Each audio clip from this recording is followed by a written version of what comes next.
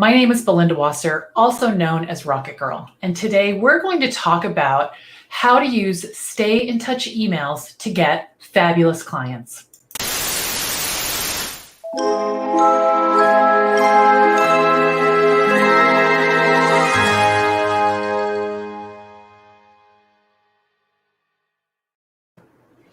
What I found as a virtual assistant with over 10 years experience, the best way to get clients is to stay in touch with the people you already know.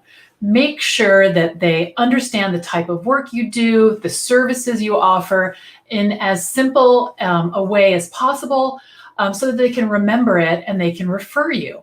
Now, there are a few ways to keep in touch with the people you already know. A lot of you have heard me talk about email newsletters. That's probably one of the most effective ways of doing it. You can also connect and stay in touch with people on social media. You can go to networking events, lots of different ways to do that. Handwritten notes, cards, but this is a different one. This is called the stay in touch email. And I'm going to give you in detail exactly what it looks like, the type of language to use, and then I'm going to go over the finer points so you really get the benefit of this very powerful tool. All right, I'm going to make myself smaller so that you can see this. All right, so it starts out simple. Hi, Susan. I hope you're having a nice summer. The weather here has been beautiful. Our garden's been so much fun. So it's really casual, pleasant, conversation. It's been a while since we've caught up. I thought I'd check in. All is well here. Emily's off at college. I'm busy with RocketGirl work and enjoying some new clients. So it mentions my work, but doesn't go into a lot of detail. Greg's been playing tennis and is quite happy. So it just sort of, checks in with my family because the people that I stay in touch with are people that I like and they're people that I know. So this would be appropriate for someone I worked with 10 years ago. This would be appropriate for someone that my cousin, pretty much, or someone that was a past client. It's just checking in, It's not emailing a prospect. It's just staying in touch with the people you know and love.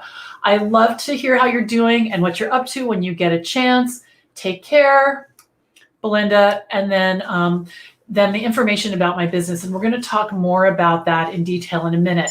But in addition to that, you can also invite them for a Zoom meeting. You can invite them to a networking meeting.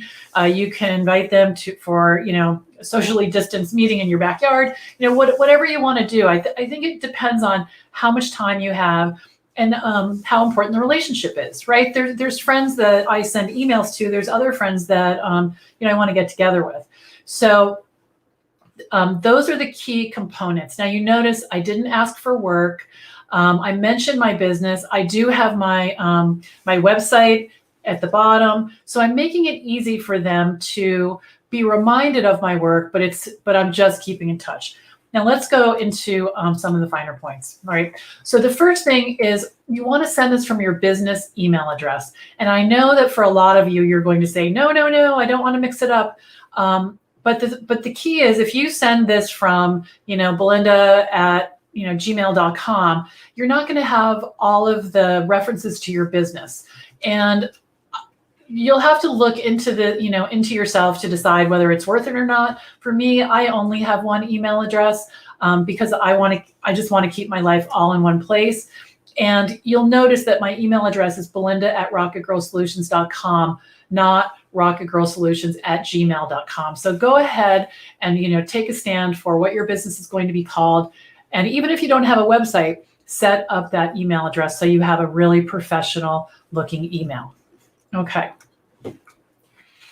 Make sure you have an email signature with your contact information and a link to get on your calendar. So let me show you mine. Okay, so here's my logo right here, my name. Here's my title, where I live. You don't have to have your city and town if you don't want to. My phone number so people can get in touch with me easily. And then here's something else. It says, set up a time to talk with me about your business. It's free. It's 30 minutes. It's all about you.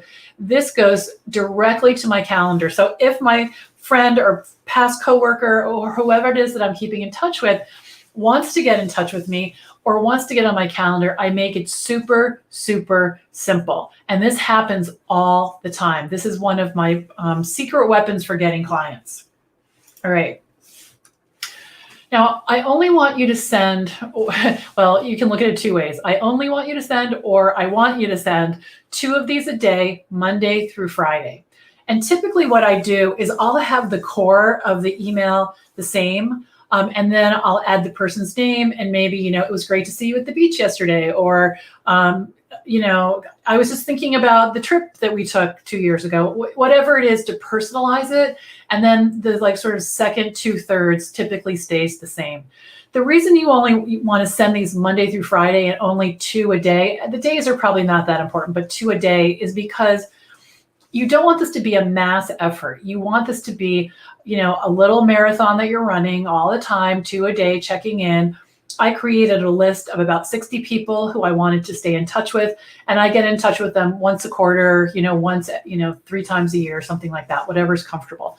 But when they email you back, and we're going to talk about what happens if they don't email you back, when they email you back, you want to make sure that you have the bandwidth to respond to them, because that's the whole point, right? Is to stay in touch and not just, shoot it out of the cannon and then be like, whoa, I'm too busy now, I can't do it. So this is a muscle that you're going to build by doing 2 a day. Now, there will be people who will not respond. And if you really look to yourself, probably, there are people who have emailed that you have not responded to. Now, I tend to keep them in my inbox. My inbox is pretty clean. I try to keep it around 30 or 40 emails. But the thing is that some people don't do that. Some people, you are down at the bottom of the pile, and it's only a result of their email inbox hygiene. It has nothing to do with you. So make sure you don't take it personally. If they don't email you back, they're just too busy. But you did make the point, of getting in their inbox. I'm sure they at least saw you, if they didn't read it, they saw it, over in the preview, and you're on their mind. Now, you can have fun with this. This actually can be a lot of fun. In fact, if you think about it, there's a lot of people who you've known over the course of your life that you may or may not have been in touch with for a while, and it can be fun to catch up. It can be really fun to catch up. I know recently I got an email from the IT manager where I used to work, and we had a little back and forth, and it was really nice to hear the news about how people were, and to find out about his kids, and to tell him what's up with me, and tell him about what I've been doing. So it can be a lot of fun. If you're a little shy about this at first, you might do something like say, oh, hi, I just started my new business and I was cleaning out my CRM and I came across your name and I thought, holy cow, it's been a really long time since we've connected, and I thought I would just send you a note. You can certainly do that. Think about different ways you could do it. Here's Stephanie. Hey, Stephanie. Saying, I love the calendar link with an email signature. Such a great tip. Yes, because what happens is, and then the other critical part about this is set up a free time with me. It's all about you and your business. People love that. And I would say on average, probably, well, let's do it monthly. That's probably easier. Probably 4 to 5 people a month get on my calendar that way, sometimes more. And I haven't really figured out how many have hired me, but probably half. And so that's how I have a steady flow of 2 to 3 new clients every single month.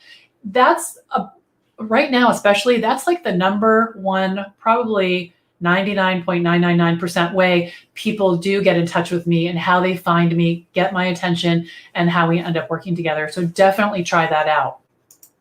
Okay, so yes, have fun with it. This is a nice way, especially, if you have some extra time because you're just starting your business and you don't have a lot of work yet, to just let people know what's going on. Okay, so before we go, I want to make sure that you all know about my free online classroom.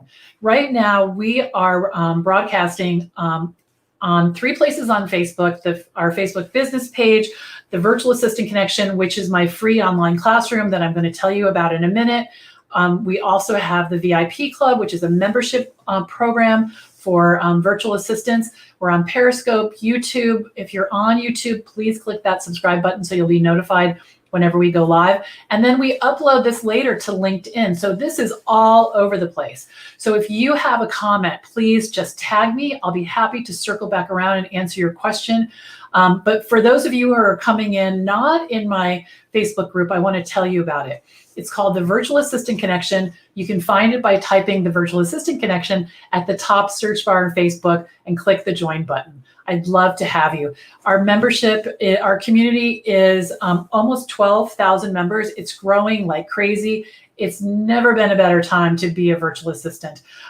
As the population of virtual assistants is increasing, so is the need. And I have felt zero change in my business in terms of fewer clients or less work. If anything, just the opposite is happening. When you join our classroom, you're going to find all kinds of videos, articles, community help. There's a section called the units where you're just going to see so much information you're not going to believe it. So come on over, join me. I'd love to have you. In the meantime, I'm Belinda Wasser, signing off. Until next time. Bye-bye.